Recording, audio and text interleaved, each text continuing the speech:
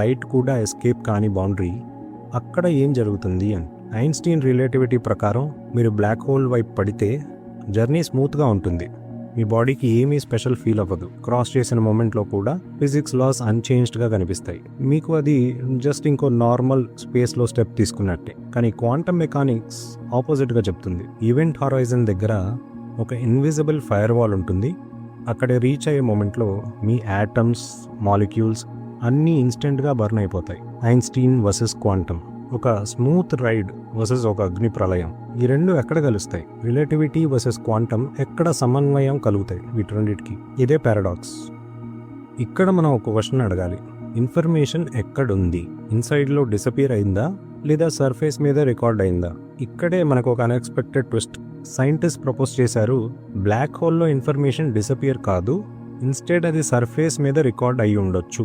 Imagine ఒక hologram.